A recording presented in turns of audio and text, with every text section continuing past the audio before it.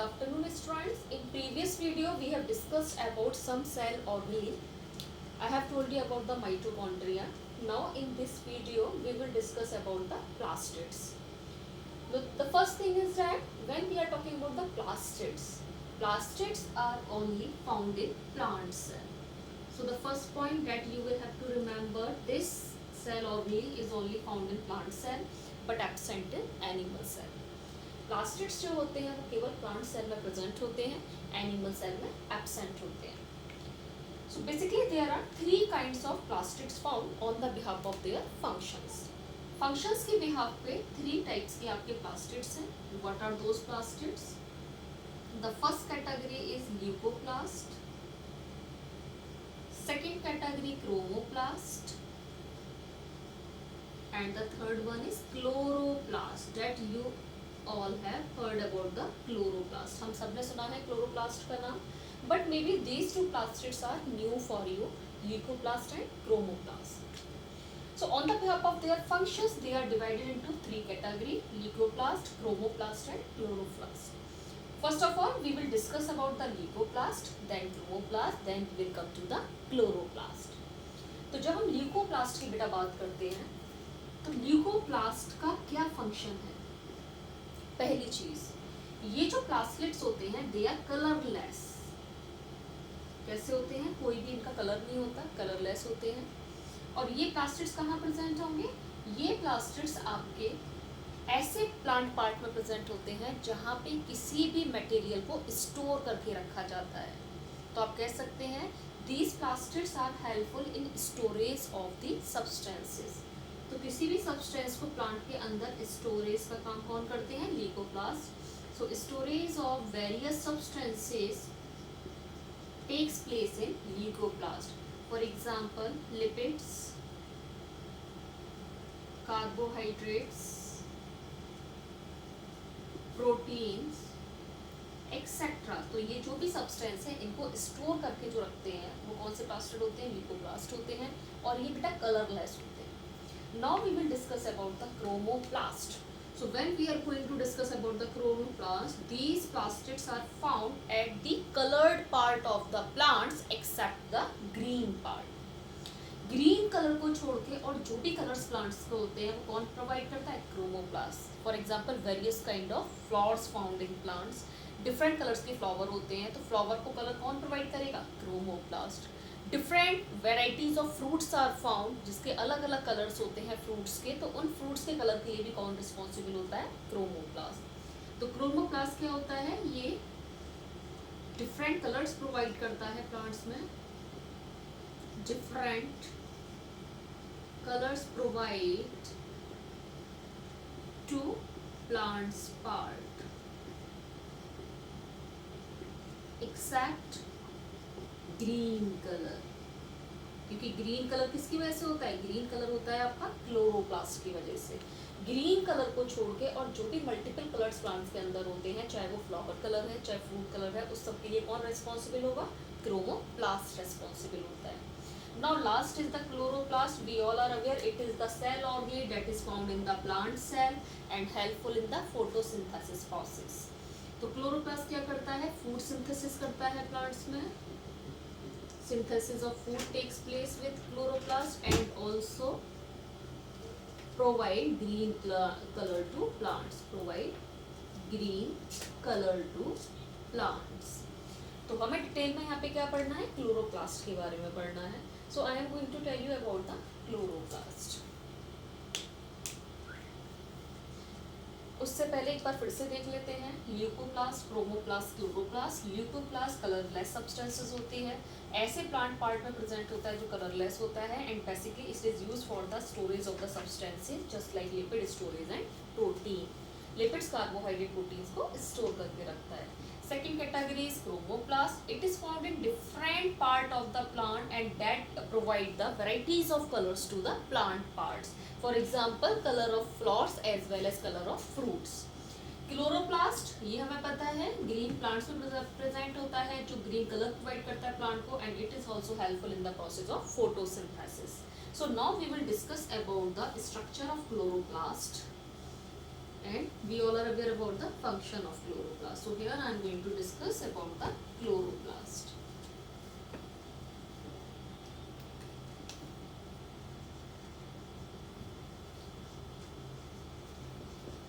अभी मैंने आपको बताया तीनों प्लास्टिड्स केवल और केवल प्लांट सेल में प्रेजेंट होंगे.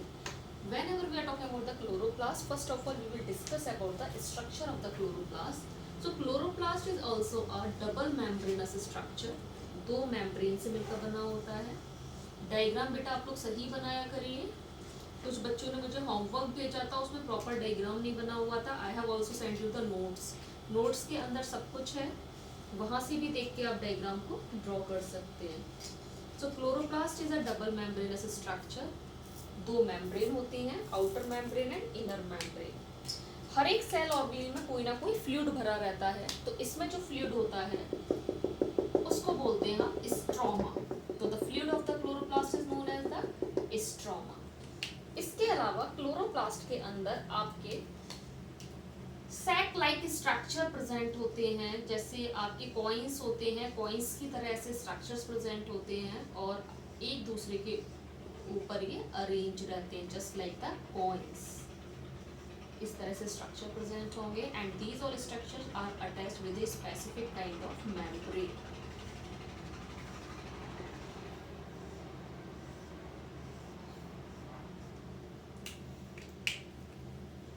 तो ये जो कॉइन की तरह आपके स्ट्रक्चर प्रेजेंट है, एक दूसरे के ऊपर अरेंज रहते हैं. जैसे कॉइन्स को आप एक के ऊपर एक रख देते हैं, तो each structure is known as thylakoid या ग्रेना. हर एक स्ट्रक्चर को हम क्या बोलते हैं? ग्रेनम बोलते हैं. और ओवरऑल ये जो बंडल है ग्रेनम का, ये थाइलेकॉइड कहलाता है या फिर ग्रेना. तो ये जो कॉइन्स लाइक स्ट्रक्चर आपको क्लोरोप्लास्ट के अंदर नजर आ रहे हैं, they are known as thylakoid और ग्रेना, जो एक के ऊपर एक स्ट्रक्चर अरेंज रह के पूरा का पूरा एक बंडल बनाते हैं. और ये जो मेम्ब्रेन है जो इन स्ट्रक्चर्स को आपस में अटैच किए हुए है, so this membrane is known as thylakoid membrane. Thylakoid membrane या एक और नाम इसको दिया गया है stroma lamellae.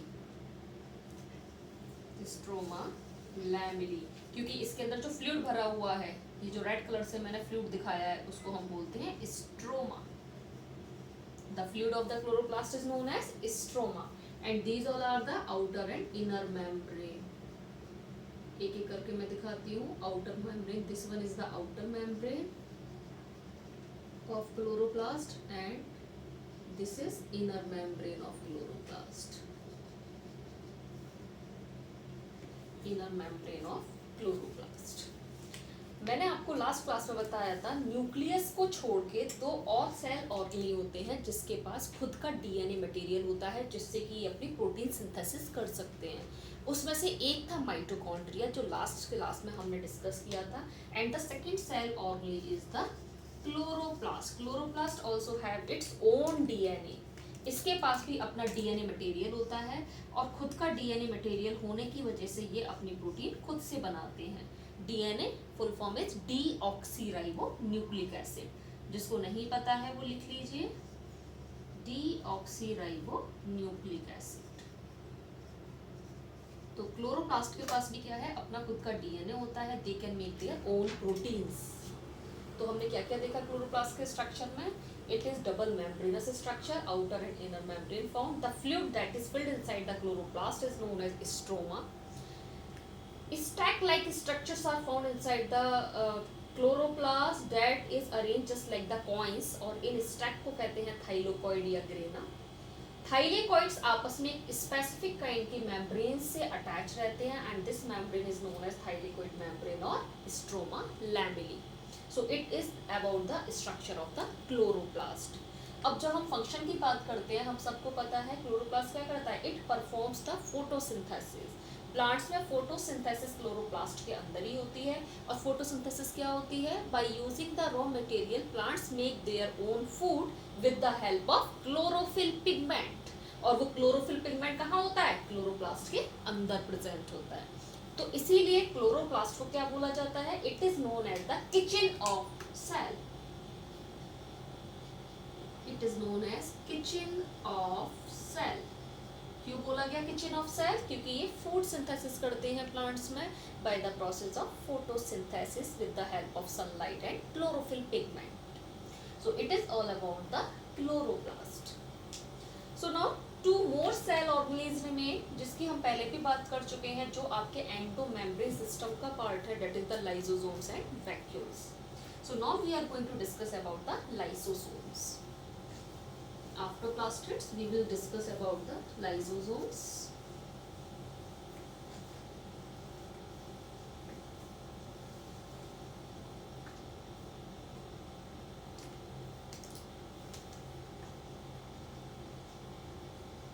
So I have already told you lysosomes कहाँ से बनते हैं. They are formed with the help of Golgi bodies only.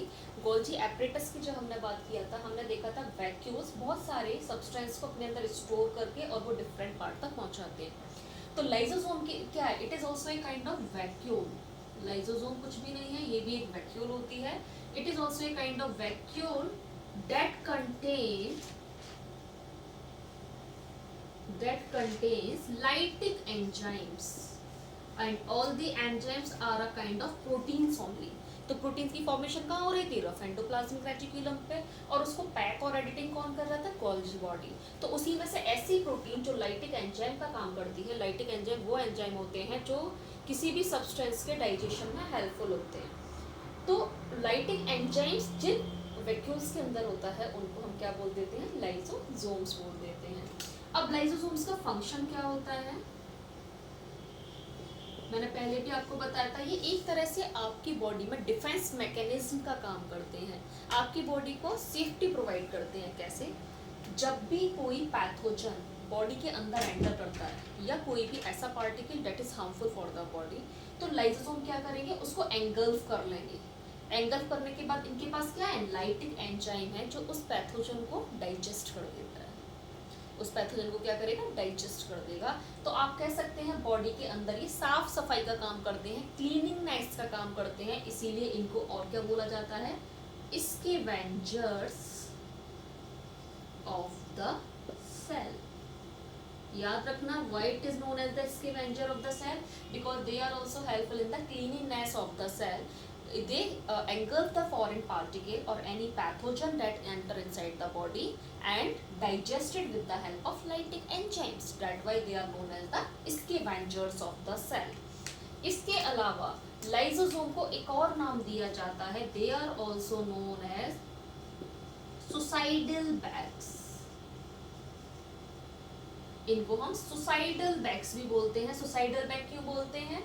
कभी कभी क्या होता है, बॉडी के अंदर कुछ सेल्स आपकी इनएक्टिव हो जाती हैं या कुछ सेल्स ऐसी होती हैं जो आपका वेस्ट हो जाती हैं या आपके लिए खुद ही हार्मफुल हो जाती हैं. तो ऐसी सेल्स जो डेड हो गई हैं, वेस्ट हो गई हैं और आपकी बॉडी के लिए वो हार्मफुल हैं, तो ऐसी सिचुएशन में लाइसोसोम क्या करते हैं? लाइसोसोम बर्स्ट हो जाते हैं. लाइसोसोम्स बिकम बर्स्ट, फट जाएंगे, खुद भी खत्म हो जाएंगे और उस सेल को भी खत्म कर देते हैं. तो क्योंकि ये क्या कर रहे हैं? एक तरह से सुसाइड का काम कर रहे हैं. खुद भी बस्ट हो गया और उस सेल को भी खत्म कर दिया जो हार्मफुल है बॉडी के लिए या बॉडी में जो इनएक्टिव हो गई है, डेड हो गई है. That's why it is also known as the suicidal bags. तो आपसे क्वेश्चन पूछा जाता है, why lysosomes are known as the scavengers of the cell? Scavengers क्यों बोला जाता है? क्योंकि ये फॉरेन पैथोजन पार्टिकल्स को एंगल्फ करके क्लीनिंगनेस का काम करते हैं. सुसाइडल बैग क्यों बोला जाता है? क्योंकि in the dead situation when the cell become inactive और डेड सेल हो गई है या हमारी बॉडी को वो सेल हार्म कर रही है, at that time lysosome burst itself and also kill the cell. So that's why it is also known as the suicidal bags. So after lysosome, we will discuss about the other vacuoles that are also formed by the Golgi bodies only.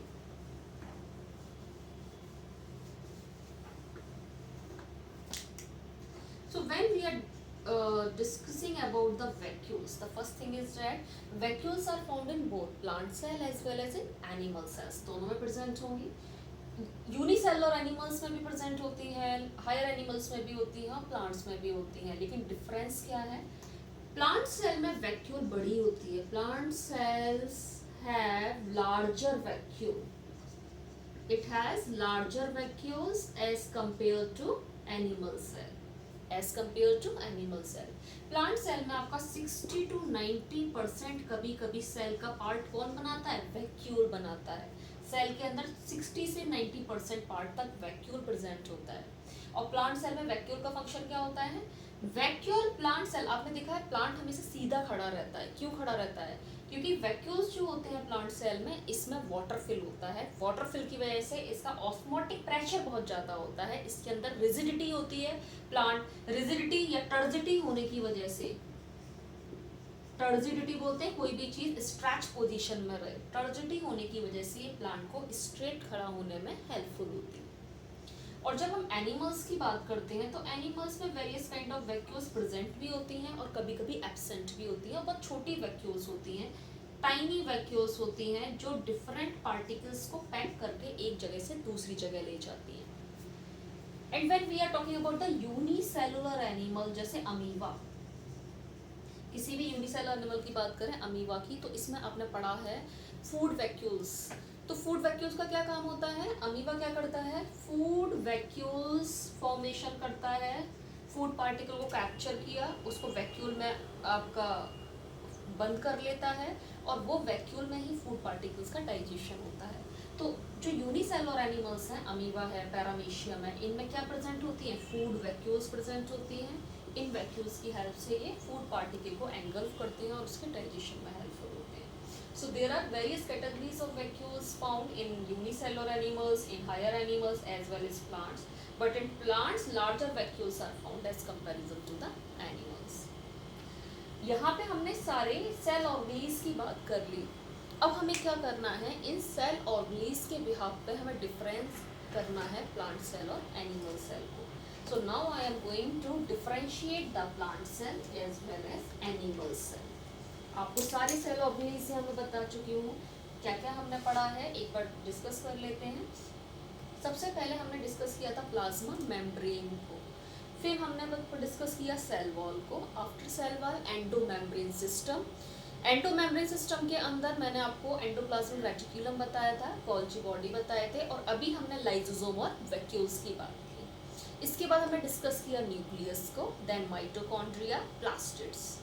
अब हमें क्या देखना है? अब हम देखने जा रहे हैं what is the difference between plant cell as well as in animal cell. तो यहाँ पे मैं आपको डायग्राम बना के दोनों में डिफरेंस बताऊंगी। बेसिकली प्लांट सेल और एनिमल सेल में क्या डिफरेंस होता है।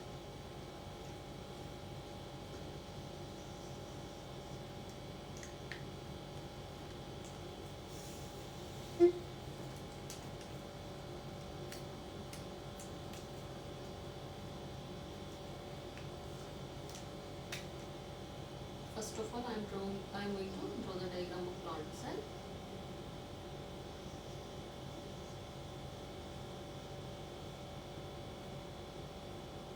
Plasma membrane is also double membranous structure.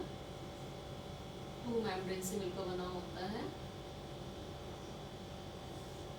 And I have told you plasma membrane is found in both plant cell as well as in animal cell. Only the location is different.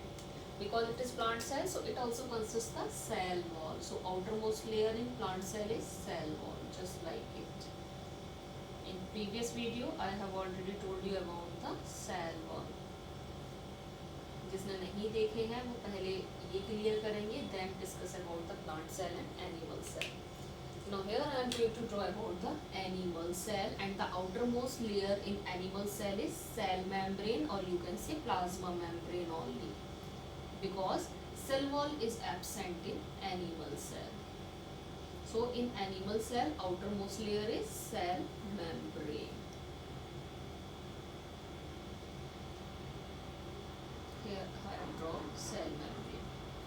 I didn't draw cell wall because cell wall is absent in animal cell. Now nucleus. I have told you it is present nearby the center of the cell and control the activities of the cell. Beside this, it also consists the genetic material जो हम पहले बात कर चुके हैं। तो plant और animal cell दोनों में ही न्यूक्लियस प्रेजेंट होता है। तो दोनों में मैं न्यूक्लियस बनाने जा रही हूँ। It is the nucleus. Diagram हम देख चुके हैं पहले न्यूक्लियस का, यहाँ केवल थोड़ा थोड़ा हिंट के लिए मैं आपके डायग्राम्स बना रही हूँ।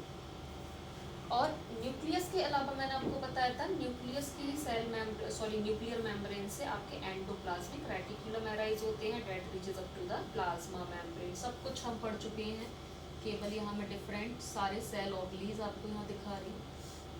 And endoplasmic reticulum consist of ribosomes. कुछ पे राइबोसोम्स होते हैं और कुछ पे नहीं होते, जिसके बिहाफ पे हमने इसको डिवाइड किया था rough endoplasmic reticulum and smooth endoplasmic reticulum. तो somewhere I am going to show you the ribosomes as well. अब इसके बाद हमने बना दिया माइटोकॉन्ड्रिया की बात करेंगे। So both cell consist of mitochondria. Plant cell में भी माइटोकॉन्ड्रिया होगा और एनिमल सेल में भी माइटोकॉन्ड्रिया होगा। तो दोनों में मैंने माइटोकॉन्ड्रिया दिखा दिए and there are various in numbers. कितने भी हो सकते हैं, ऐसा नहीं है कि एक ही होगा, there are various in numbers. Now I have told you vacuoles की जब हम बात करते हैं, प्लांट और एनिमल सेल दोनों में वैक्यूल्स प्रेजेंट होते हैं। प्लांट सेल में वैक्यूल्स एनलार्ज होता है, बहुत बड़ा होता है, लेकिन एनिमल सेल में वैक्यूल्स क्या होते हैं, छोटे छोटे होते हैं या एब्सेंट होते हैं। So I am going to form a large vacuole here in plant cell. It is the large vacuole that is found in plant cell. Now we will discuss about the Golgi apparatus. Golgi apparatus भी nucleus के पास ही present होते हैं, यहाँ पे मैं बना रही हूँ। And Golgi apparatus is found in both plant cell as well as in animal cell। दोनों में ही प्रेजेंट होंगे Golgi apparatus। प्लांट सेल में भी प्रेजेंट होंगे और एनिमल सेल में भी प्रेजेंट होंगे। And so many vacuoles are found in, छोटी छोटी वैक्यूल्स प्रेजेंट होंगी। वैक्यूल समटाइम्स प्रेजेंट भी होती है और कभी कभी एब्सेंट भी होती है। Now we will discuss about the plastids. तो प्लास्टिड्स में यहाँ मैं क्लोरोप्लास्ट को लेके चल रही हूँ। हमें पता है chloroplast are only found in plant cells. Chloroplast कहाँ प्रेजेंट होते हैं, प्लांट सेल में प्रेजेंट होते हैं and they are absent in animal cell. तो यहाँ मैं क्लोरोप्लास्ट बना रही हूँ, जो केवल कहाँ देखने को मिलेंगे, प्लांट सेल में देखने को मिलेंगे। एनिमल सेल में कोई भी क्लोरोप्लास्ट नहीं होता। अब बेटा बहुत ध्यान से आपको सुनना है। प्लांट एनिमल सेल के अंदर एक स्पेसिफिक काइंड का स्ट्रक्चर प्रेजेंट होता है न्यूक्लियस के ऊपर। इसको हम बोलते हैं सेंट्रोजोम। न्यूक्लियस के ऊपर एक स्पेसिफिक स्ट्रक्चर प्रेजेंट होगा एनिमल सेल में, जिसको हम क्या बोलेंगे, सेंट्रोजोम बोलते हैं and it is absent in plant cell. इसके अलावा हमें पता है साइटोप्लाज्म फ्लूइड होता है प्लांट सेल और एनिमल सेल दोनों में। एक फ्लूइड फिल्ड रहता है that is known as the cytoplasm, जो दोनों में होगा। It is also found in plant cell as well as in animal cell.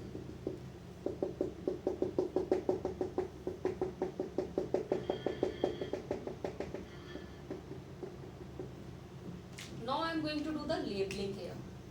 यहाँ पे लेबल करते हैं। सबसे पहले मैं उनको लेबल करूंगी जो दोनों में प्रेजेंट होते हैं। तो प्लाज्मा मेम्ब्रेन, ये रेड कलर का जो बनाया है, plasma membrane is found in both plant cell as well as in animal cell, केवल लोकेशन अलग है। Then mitochondria, mitochondria is also found in both plant cell as well as in animal cell. Mitochondria.